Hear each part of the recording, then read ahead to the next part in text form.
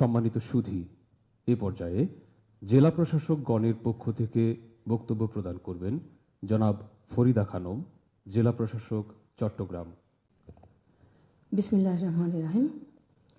জেলা প্রশাসক সম্মেলন 2025-এর উদ্বোধনী অনুষ্ঠানের এই মাহেন্দ্রক্ষণে উপস্থিত পরম শ্রদ্ধেয় প্রধান অতিথি, গণপ্রজাতন্ত্রী বাংলাদেশ সরকারের অন্তর্বর্তী সরকারের মাননীয় প্রধান উপদেষ্টা রয়েছেন, মাননীয় উপদেষ্টাবৃন্দ, প্রধান উপদেষ্টার বিশেষ দূত, বিশেষ সহকারী বৃন্দ, সম্মানিত মন্ত্রিপরিষদ সচিব, প্রধান উপদেষ্টার মুখ্য সচিব, এসডিজি বিষয়ক মুখ্য সমন্বয়ক, সম্মানিত উপস্থিতি, আসসালামু আলাইকুম।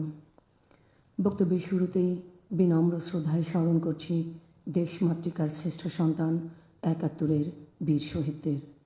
আজন্ম লালিত পবিত্রতা আর গভীর সমবেদনায় স্মরণ করছি সম্ভ্রমহারা মা বোনদের। মাননীয় প্রধান উপদেষ্টা, আজকের এই সকাল আমার জীবনের এক অন্যরকম আবেগ আর অনুভূতির সকাল।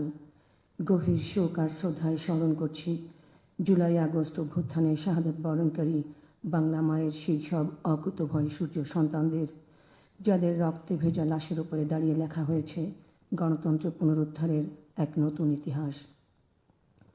যে ইতিহাস রচিত না হলে জেলা প্রশাসক হিসেবে দাঁড়িয়ে এখানে আজকে আমার বক্তব্য রাখবার সুযোগ হতো না। আমি এক জীবন্ত কিংবদন্তির সামনে কথা বলছি, যিনি 18 কোটি বাংলাদেশির একজন মাত্র নোবেল লরিয়েট। দেশের 56,000 বর্গ মাইলের সীমানা ছাড়িয়ে যিনি আলোকিত করেছেন আন্তর্জাতিক বিশ্বকেও, যিনি ক্ষুদ্র ঋণ, থ্রিজার কনসেপ্ট এবং সোশ্যাল বিজনেস তত্ত্বের প্রবক্তা, বিশ্ব খাদ্য পুরস্কার সহ যার অর্জনের মুকুটে জলজলে পালক হিসেবে যুক্ত হয়েছে জাতীয় ও আন্তর্জাতিক মানের প্রায় 147টি পুরস্কার। বারবার প্রতিহিংসার শিকার হয়েছেন যিনি, শৃঙ্খলিত হয়েছেন লোহার খাঁচায়, তবু জেগে উঠেছেন ফিনিক্স পাখির মতো। তিনি হলেন প্রফেসর ডক্টর মোহাম্মদ ইউনূস, মাননীয় প্রধান উপদেষ্টা, আজকের অনুষ্ঠানের প্রধান অতিথি।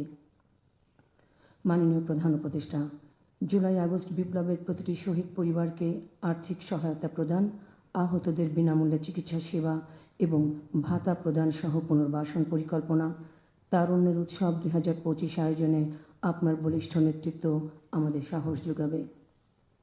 মাননীয় প্রধান উপদেষ্টা, আপনি জানেন জেলা প্রশাসন 252 বছরের পুরনো ঐতিহ্যবাহী একটি টেকসই প্রতিষ্ঠান, যা যুগ যুগ ধরে সাধারণ মানুষের আস্থা ও ভরসার বাতিঘর। এর ধারাবাহিকতায় জেলা প্রশাসন নাগরিক সেবা প্রদান সহ আইন শৃঙ্খলা পরিস্থিতি স্বাভাবিক রাখতে জেলা প্রশাসকগণ নিরলস কাজ করে চলেছেন। মাননীয় প্রধান উপদেষ্টা, আপনি জেনে আনন্দিত হবেন, আপনার নির্দেশনা অনুযায়ী গত 6 ফেব্রুয়ারি কোরিয়ান ইপিজেডকে 2483 একর জমির দলিল হস্তান্তর করেছে চট্টগ্রাম জেলা প্রশাসন, যার মাধ্যমে 24 বছর ধরে চলতে থাকা কোরিয়ান ইপিজেডের জমি সংক্রান্ত জটিলতার স্থায়ী সমাপ্তি হয়েছে।